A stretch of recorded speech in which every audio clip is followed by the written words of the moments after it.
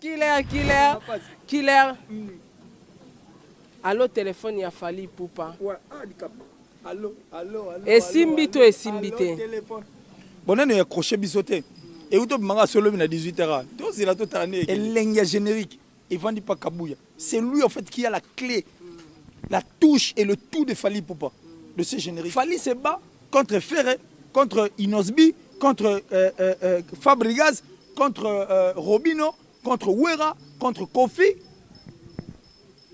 Où se bat pour la musique, enfin, qui est parce qu'on a ces peines de poignées. Parce que Kabouya, déjà, quand tu suis ces différentes émissions, on comprend quand on veut un excès des ailes. C'est-à-dire, on est en terre de gloire, moi, il s'est dit, mon tout va boire comme identité, tout le monde attend boire comme comprendre. Soit dans un civil, on boire quand on est moins excès. Mais si le Warriors font des choses pour faire plaisir à Fali, c'est une erreur très grave. Vous devez faire des choses pour faire plaisir à la musique. En fait, la musique a fallu à défendre. On ne peut pas s'en passer. Tu comprends la prouesse, tu sais prouesse a fallu au Andoki. Au Zapenandoki. Le Yenget. Quand tu vas être on a parlé de Théoki, Barumba, Théoki, il fallait comprendre. Habiter, Natchela Bango, moi, attends, Nandaro. Tout le monde a face. Cha face, Kanga face. Bienvenue chez Sarah Tola TV, la votre animatrice des émissions en ligne. Je m'appelle Sarah Tola. Dans notre émission de Analysons tous ensemble. Aujourd'hui, je ne suis pas seule, je suis avec mon confrère du travail qui répond au nom de Killer. Avec lui, Toko Betama Solo, il y a actualité au Ezo les Kanaminutes Oyo, Likambo Yatal, allo téléphone. Générique ya allo téléphone ya mwana mboka star mboka na biso Fali Poupa et simbi to et simbité ngate bino ndefo bo répondre et avant na kotsaye na plateau na pesi merci na batunios tout basutenanga Amelia Mweba Motema Orlando Domingos na moni bongo mon oncle depuis Angola oncle Oscar Letana Mushinda la sponsor officiel de ma chaîne boutique Michelina Store maman Michelina Azuka. Un grand merci à mon mari pour nos conseils, pour nos nyoso. Un grand merci à toi. Un grand merci à Jonathan aussi. Babi moi bilili a bien beau. Jonathan zope rob nangati. Nana nyongono toni ninzambe nangai. Donc un grand merci na ba fan nanga tout ba gaulois, ba gauloise, ba chinois, ba chinoise. Batutu bo soutenanga, batunios tout bolinganga, 4G News Télévision, 100% Ferregola, Baleine de la presse, batutu bolinga Sarah Tola, héritier qui a ba monté ma chérie oh. Pourquoi pas na bana membre pe à Karine Mokondi ba soutenir pe Sarah Tola. Un grand merci Nabino. Déjà na côté invité na Killer ko ya déjà hein. Bon dimanche na onan. Merci beaucoup. Merci beaucoup à vous autant parce que c'est un dimanche.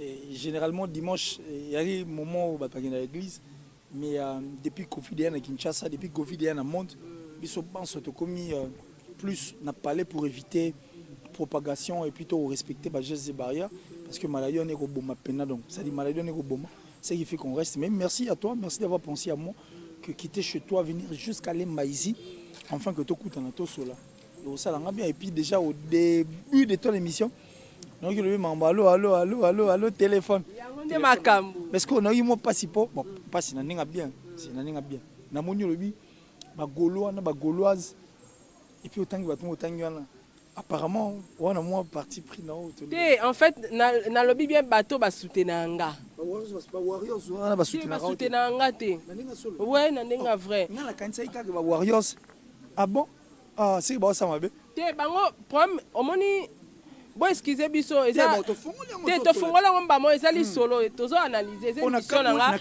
ya analysons tous na kamo que ba warriors wana balobaki en fait excusez-moi ba warriors balobaki objectif 1 million de vues dans 24 heures n'est-ce pas donc comme wana non c'est très capital et puis très important ça dit ba warriors c'est avec ça 20 donc en 24 heures 1 million de vues pour Fali Poupa parce que c'était Fali qui sortait un générique mais ce que na continue à part générique wana je regardais des chansons d'artistes qui regorge l'orchestre de Fali Poupa, entre autres à télé. Chef, Venabiso à télé. À Tchenze Morona, Amour Eva, 83 000 vues autour qui n'est pas moi. Vraiment. Bah ça les en promotion. Est-ce que le retient trouble?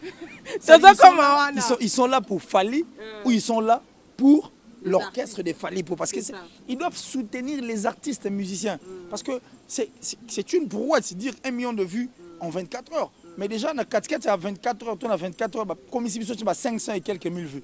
Mais le soutien, il y a des Warriors. C'est ça qui pour la bonne musique. Pour peut-être que vrai peu pour la banque. Déjà, au soulevé point mort est bien. Déjà, ceux qui chef à télé à Bimissim, Nzembonae, et qui va soutenir. 83 000 vues. Nzembone qui a sangoté. Maman n'a jamais qui a sangoté. Tu penses à la promotion à Zate ni ba Warriors na bango bongo ba ko soutenir nga ko. Ya mosko problème nga zala ke bandeko na biso ba Warriors. Tu es biké moi mbilinga mbingeza topé moi ndenge mobe entre bino ba tom subara moi vérité na bino. Est-ce que nécessairement il n'y a pas de personnes qui sont si vraies qui font la musique? Nous problème c'est nous les onga yembande betande binande. Vous comprenez? À l'époque où Kofi Olomide a livré concert à Zénith de Paris, après Kofi bande comme ça beti ba Zénith na cadre challenge, il a proposé mieux que Kofi Olomide. Et quand on va Zénith, Kofi beta Zénith. J'y vais pas beta Zénith. Ou beta Zénith 2 jours. Bande comme ça waze quoi pe abeta ba Zénith et autres. Mais du moins tant King Kesser également papa Wemba. Mais du moins tant la rabote le baron Zénith à JB abeta fort. Tu sais pourquoi? Parce que JB a compris que Kofi Abeti, Kofi a proposé ça. Alors moi je viens pour proposer encore mieux que Kofi Olomide. Aujourd'hui Zénith n'a sa place à bien.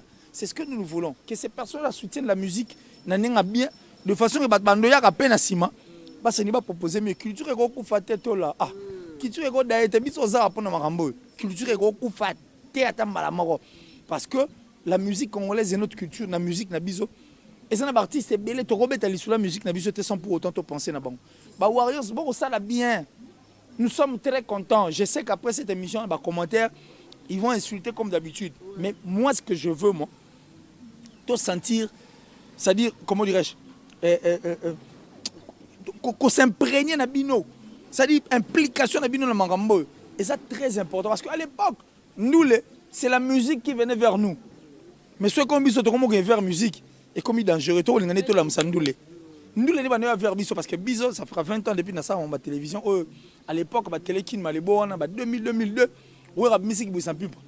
Il y a une promotion, mais il y a quand même des gens qui ont réussi à faire des choses. Il y a des gens qui ont fait des choses.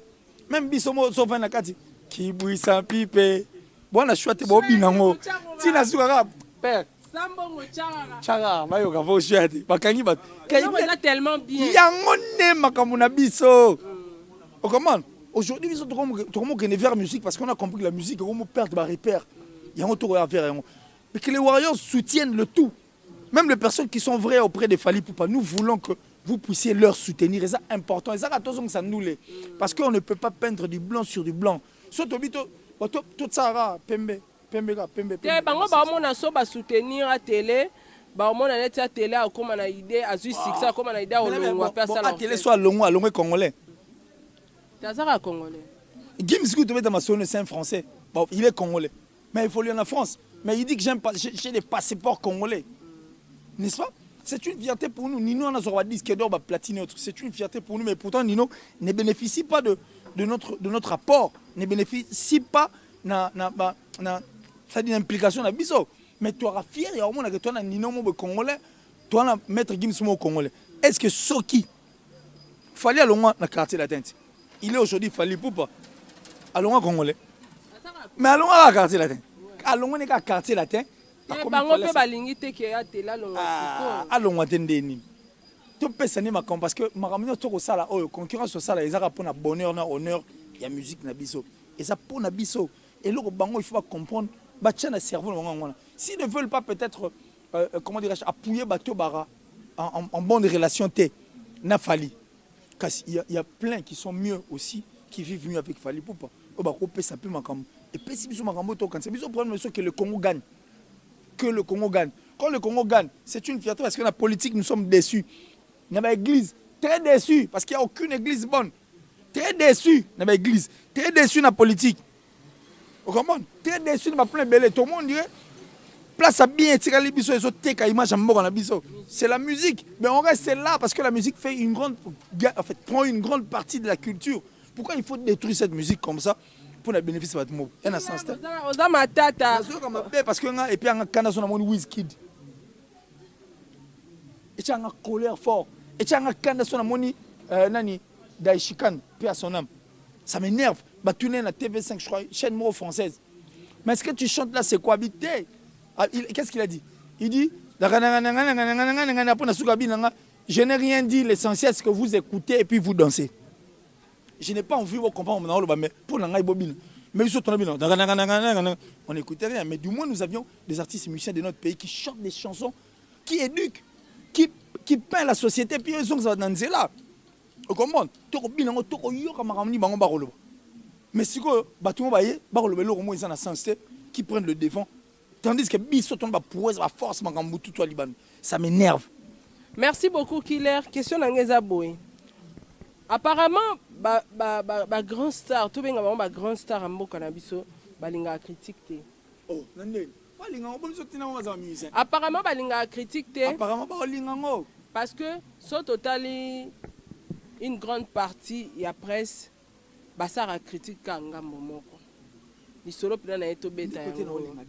Basara critique ka ngambo moko. So ezama metali fait rigola, batu tuna bata théâtre barosa elango analyse.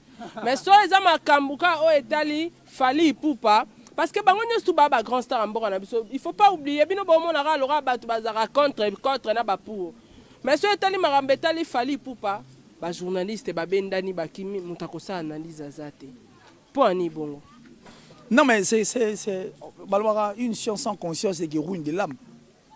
Moi je suis journaliste, biso tout obi que le journalisme c'est quand tu vas récolter des informations ou au traité après ça au diffuser. Et puis, tout ça, il y a investigation. Et puis, nous sommes au milieu du village. C'est-à-dire, les journalistes, ça rose dans la partie privée. N'importe exemple, moi, typique. Et puis, combien d'artistes à succès va les gars dans le Mboro? T'as la maman, je vais aller à la télé, à la montagne. Neb Saout. Maman, je vais aller à la télé, à la montagne. Mais dis-moi maintenant, si avec tout le monde, à sa journaliste, au milieu du village, à sa penchant à Ranson, à sa penchant à Jibem Piana. Aujourd'hui, de tomber à l'isoni. Parce que où est Rana Jibé, il y a icône, il y a musique, mais époque, le succès, la force, et ça. Et Tigalit, l'autre comme le Fali, n'a pas fait, tout comme le Vibrator, tout le monde a Lemba, Robino, et puis on a retrouvé beaucoup de gens. Mais si on a focus JB, focus Ouera. Néongo quand micro. Pour 100% au camp micro pour soit où raboyer yelo on est moi. J'y va boire. Pas boire. Pas boire. Killer en tout cas. Donc, ce que je veux dire c'est quoi? Nous devons être derrière la culture. Biso togoyi ko occasionnera te culture et koufa. Parce que nous soutenons, nous accompagnons seulement cette culture qui est liboso. Mais ce togoyi occasionner même bateau ba na kati ba kolo culture. Ba bo mango. Place libo me banariango là parce que biso na musicien banani ba ko entretenir musique. Biso na ba musicien banani ba ko sepela que musique ezala bien. Le musicien Biso ta. Nous on s'en fout, nous on peut faire autre chose à la place. Mais eux ils n'auront pas autre chose à faire à la place. Pour Blaise Boulaïma na nzemu na emo ba l'an 2000 alobi l'an 2000 aloba abi classe na tangela na lela ngote na saela ngote. C'est maintenant un artiste et musicien parce que la musique permet aujourd'hui à ce que les gens bassani. Batikala immortel. Licencié. Mais il y a des licenciés, des éminents professeurs qui sont morts inaperçus. Mais on dirait c'était, je ne sais moi, c'est la musique. C'est un boulot noble. Ma famille, non, ma ministre Bali. Pourquoi ils veulent tuer ça? Pourquoi? Batiko distrait biso. Bon, baro yemande, baro betande, baro binande, baro bini sapende. Toi aussi, ça m'a été, comme il boye. On a dit 2020, une année autour, c'est dénoncer vivant. Dénonçons-nous vivants, on n'aura plus peur parce que les gens vont m'insulter. Le plus important, c'est de dire ce qui est vrai. On ne peut pas tuer ou on ne peut pas peindre du blanc sur du blanc. Killer maloba olobeze belé dosé. Dosé killer. motuna nanga musu eza boye po tosolola kaka nde toa boye toaka na confinement, nous sommes confinés. Likanisi ya artiste na biso Fally Ipupa kobeta générique eza malamu to mabe na confinement mabe na neni confinement tokangami trop na palette biso tout on a posé tout c'est déconfiné so va déconfiné biso réflexe ali biso déconfiné zani le yengeti kasi to vendre trop na palette yoki barumba toki fallait comprendre habiter na tchela bango moi ata na ndako tout monde okangi face cha face kanga face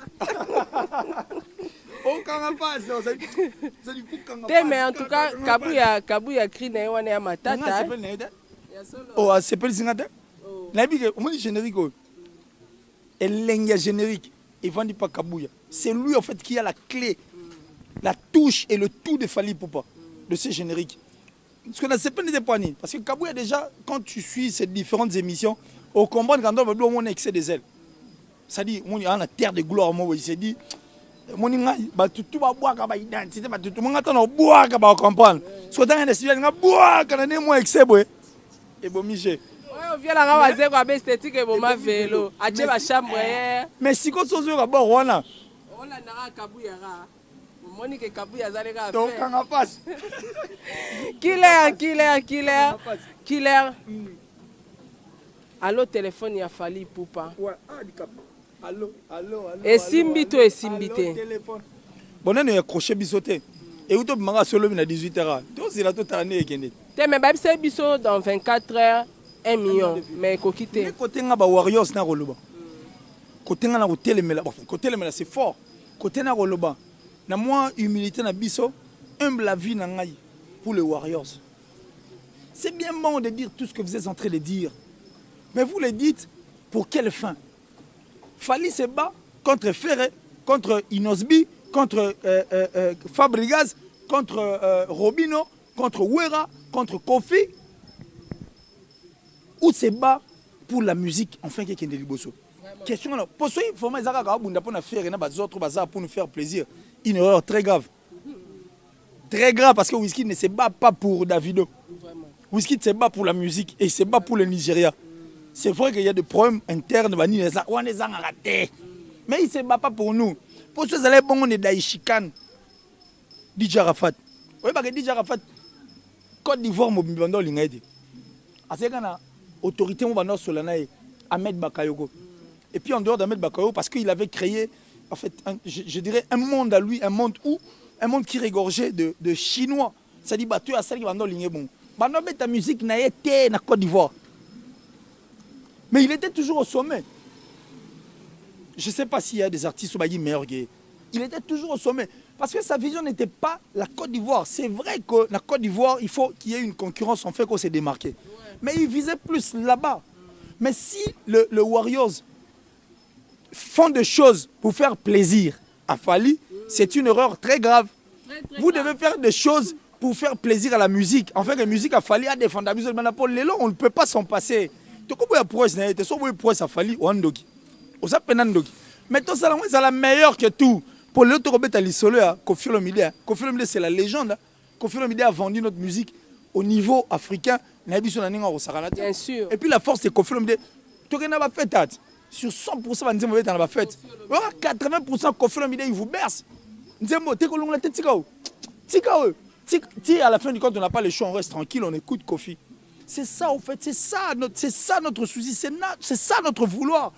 Mais quand vous voulez faire des choses, si vous voulez faire mal à Ferry, vous voulez faire mal à Robino, vous voulez faire mal à Innocent, vous voulez faire mal à Diego Nabiso, une bêtise grave. Pour la musique, tout ça, tout ça, musique pour ça. Qui les remonte aux oloba bien, mais débat où ils ont cassé au penza que il faut biso ba journaliste et tout fan de là parce que bah il sait qui biso dans 24 heures. 1 million de vies, qui très sûr.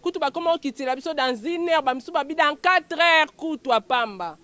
Mais, jusque-là, non, un jour, que deuxième jour. Non, mais le fait que vous ayez déjà un jour, puisqu'il y a un challenge dans mon bâtiment, vu que le challenge est simbité. En principe, ils doivent dire, challenge est simbité. Tout bien, le président, tout sur la président, toko bongisango. Vous comprenez? Donc il faut pas y avoir que s'il y a en étant humain, tout ça là humain. Les Warriors et tous ces gens qui parlent positivement pour Fally Poupa. Tu penses que intérieurement bazalara focus Fally. Bah tu faire balader. Bah tu innocent balader. Bah tu vas réfléchir ça va bien à confirmer de balader. Bazali. Toi même moi c'est le mot ben ya. Comme tu vois qu'on a bah tipo va se retirer. Ou pas se retirer, ou pas se retirer, ou qu'on n'a pas se retirer. Vous comprenez tout là? Qu'est-ce que je veux dire par là? Nous devons éviter de faire des choses. Non mais attends, vous pouvez c'est Fally Poupa, attends aigle ça a une vision de. Attends la musique. Peut-être que après pour moi du cap na RDC bah le bel ferré acoustique. Bah le bel intel. Non bah le bel intel sont en actualité. Quand il est pour ça toi qui c'est le challenge qu'on Fally qu'on Ferré sort un truc, Fally sort, il va à Boaki. Lélo déjà, à 21h. Lélo, dimanche à 21h. Fabre Maestro, Arbor et Lormompe. Kabiso pose la musique de tu vas sur la challenge, qui m'a été. La musique, tu bien, Boko Yemba, Boko Bini, c'est puis Boko Betane, Mouton qui m'a zate. Tout ça, on a si qu'on a one et ça la biso bien. Le réveil de faire rigoler, moi je suis très content. Dans la liste, il y a bateau, batikala, quoi admettre jamais. Ne ba tout banor qui na faire. Ne ba tout banor qui na innocent. Ne ba tout banor qui na musique congolaise ambition na ninga faux. J'étais contre tous ces gens. Parce que si vous voulez que ba faire ba innocent, ba fabrigas, ba héritier, ba robino ba zalaté, ce que bolingi ba nani baza. Pour ton abisso, il faut te supporter relève. Pourtant quand les supporters relèvent, peu importe ma gamlongo. Maintenant l'ingate intel zalaté. Maintenant l'ingate zala. Mais relève, il faut te supporter, relève. Relève, parce que ce relève est zate. Toi là, il y a une vérité, il y a une jeunesse qui va poser une question. Yo, nabi ke faire na pio l'art na mabogo. Maintenant, nous y a ta diffonté, capo va na plateau beti sur la faire. Non té. Bon. So c'est l'émission, on est devant une émission, tu as qu'on va faire combien de fois? Oh, tu as qu'on va faire moins trop.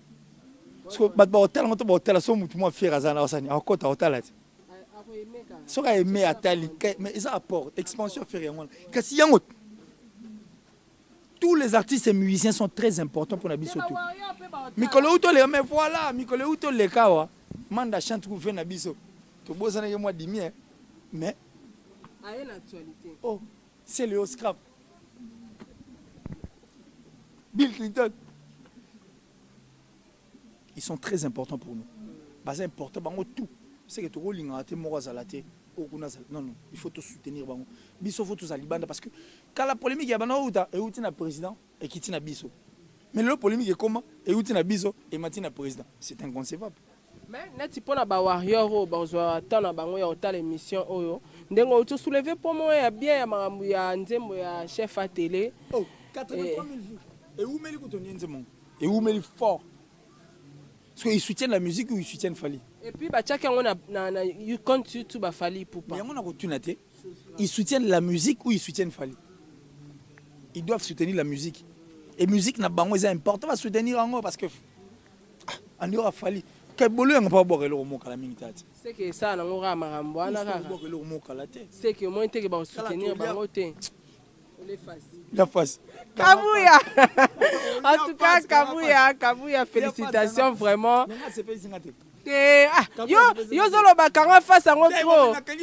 Déjà, en fait, musique, monotonie, guitare, je suis très content. Monotonie. Bon, tu as style, il faut les voilà, donc c'est quoi? Et là, il faut lire à face. Kabouya. Babo, maka. Non, mais en fait, c'est le Congo qui gagne. Non, mais bango siko ba comprendre biso teneti boy. Tout le balabiso pour la musicien na biso. Pour le bien de tout le monde. De tout le monde. Mais babo, maka. Tout les face. Les face. Attention, il au moins simbi nango théâtre, il au moins epé kanda oni. Les face. ato bimbo pe o ke pas to la pa biso te na yambote. Ya Pascal. Merci beaucoup Killer. Je crois que comme na suka émission na biso, est-ce que so ezana conseil moko oyo ko pesa ba musicien na biso ba artiste mboka na biso? En général. Bango sangisa bango nyostou. To la biga yo. Là, il se le mot, il a un commentaire, quand ça t'est bon, analyse, bon, français, on est total, avec la retrouve. La robe, la vraie, Natala, on a fait notre atola. Tola, malgré la conférence de presse, on a soin, mais Natala, quand même. Tola, on vous accuse de beaucoup de choses, hein. On dirait, ah, tola, le quoi, tola, nemo, boy, nawata, segwe, kotoyo, saliboy. Bâton en fort. Comme si il faut appeler caméra au Tchébou, expliquer bateau. On tout autour. Bon, même on trouve bien. Tout ça, on a besoin incompris. On va comprendre Bissot. Mais Bissot, bon, nous, le reste, on s'en fout. Ce que les gens vont dire, nous, on s'en fout. Le plus important pour nous, c'était de dire ce que nous pensons. Et puis, on s'en fout du reste. Mais tout le lobby, quand même. On a bien, et puis nous sommes vrais intérieurement.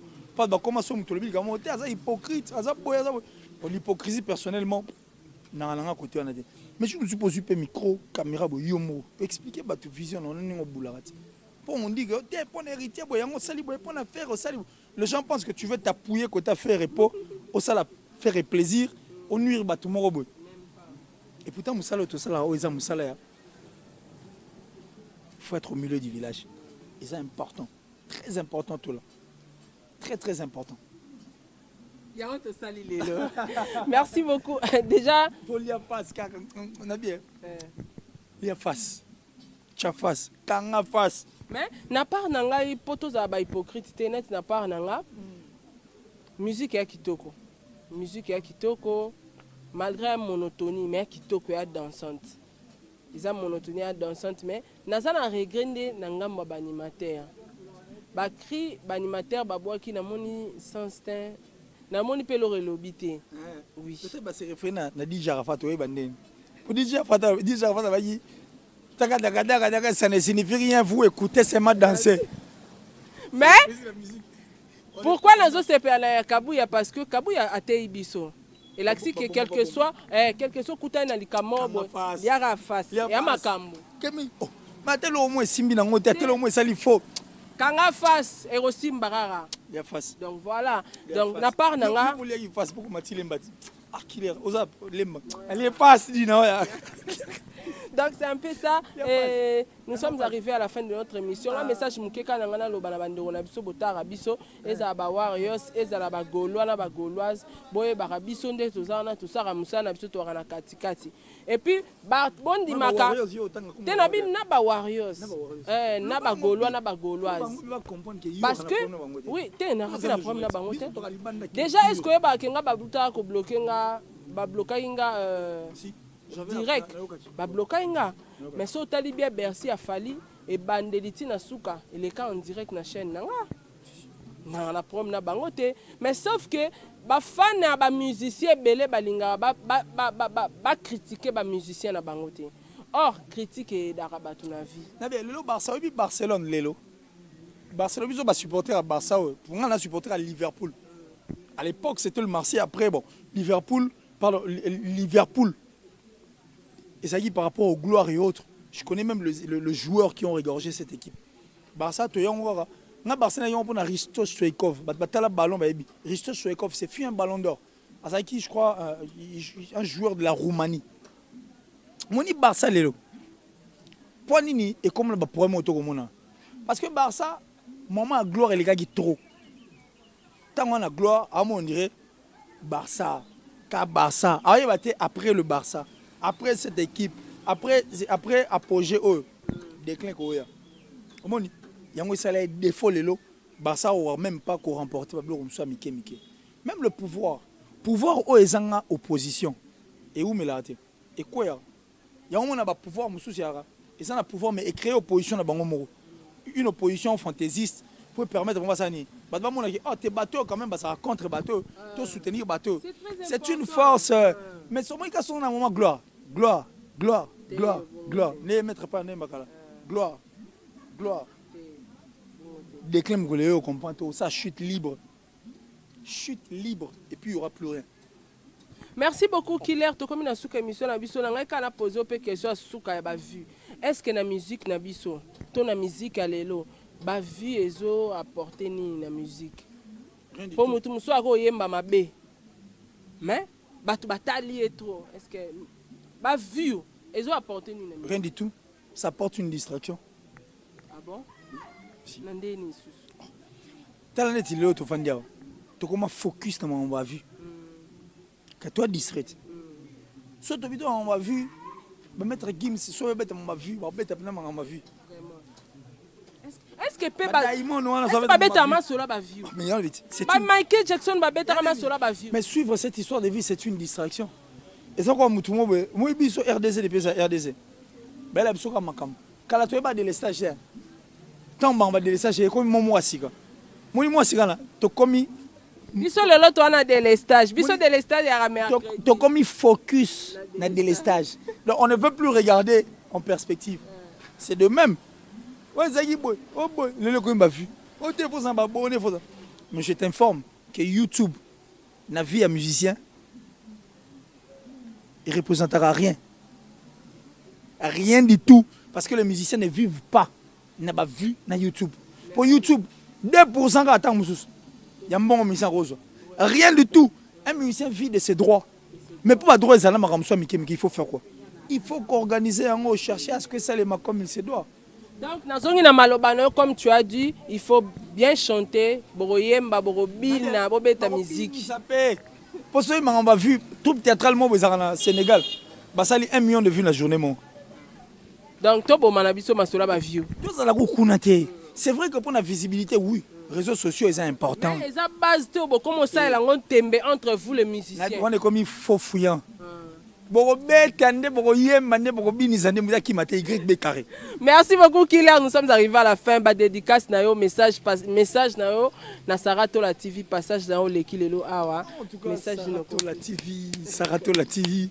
Abonnez-vous massivement en tout cas sur Saratola TV parce que chaîne na biso et permettra biso to s'exprimer et puis comme rapna pe culture na biso musika mingi bato balingara Killer si bato balingara ngai comme bien même ndeka ezala mais abonnez-vous massivement en tout cas sur cette chaîne et puis je dis merci comme ça na bato tout au balandi biso Jonathan salut Jonathan yangai moko de rosakanate bonga na ninga rosakanate je salue Mastar Diego ça dit mon ba chanteur ya moko na biso toi la simanango photo chape na poids musique il fait fungama mutu tout fois au espace il y a pas de place pour les retardateurs mais le retardateur crée leur place ouais na retard mais oh luka na saneni poussa kuna poussa tola poussa to vandi donc place c'est raté pour nos retardateurs ba retardateur va créer la place na la plus suspecte de toutes les italiennes Francine Mana depuis l'Italie je te salue la maman de Benel de Raïm fait na biso Janice c'est en chunga pour to banga muturi de Switzerland le gourou du temple je vous salue et puis je salue les boss Eric Nkake depuis les États-Unis ainsi que ma maman Julienne Diebo Bissembi depuis les États-Unis, ma maman chérie, mon amour, mon tout. Merci à mon petit donc Jésus. Donc Jésus, je te salue, je salue Jésus habilement en plus. Mishka Kassavou Lubaki, bonne guérison à toi et puis bien des bonnes choses et puis à Gédéon désolé tout balinga Killer si moi je vous aime également et puis bonne guérison à mon papa. Père Nangobe la peine, bonne guérison à lui, bonne guérison à papa. Et puis à sa très chère épouse, on va assurer, papa qui est Daniel, et puis à ta très chère épouse, Yvonne Biela Mazoum. Ah, on continue au Landela, donc ça la bien. Numéro est important aussi. C'est très important. Malgré que Finga, mais ça rappelle important. Finga, quand on a un Congo, Nabia, Chango Lelo, na mutuna. Au moins, cheval, soit au Kima. Fimbo avec un cheval dans mon Congo, on dit après, on va passer. Alors, on va passer. Quand tu chicotes, pas! Au pied sous ma case. Vas-y, fonce. Voilà, bisous ce que tu as abonné. Moi, je suis un cheval. Là. So, tu as un film dans mon compte, t'inquiète. Non, foncez les sous. Ou soit tu as un libat, tu as fait sauce au péling en maille. Si on a chikabou. Mon Congo est tiré dans le libat. Ça va bien. Alors, le plus 243, 89, 526, 54, 54. Plus 243, 89, 526, 54, 54. Pas, il y en a pour rejoindre personnellement. Puis WhatsApp et aussi Facebook. Killer na El Moro. Killer Kilesi Facebook to comment ni ga to le bana mambo to le bana le plus important en wana. Merci beaucoup Killer Kilesi. Saratola. Eza esengo pona nga ko ya mopina na plateau na nga na invité. Bah, bon dimanche Nabino, bon dimanche à tous, à la prochaine émission. Au revoir, ciao.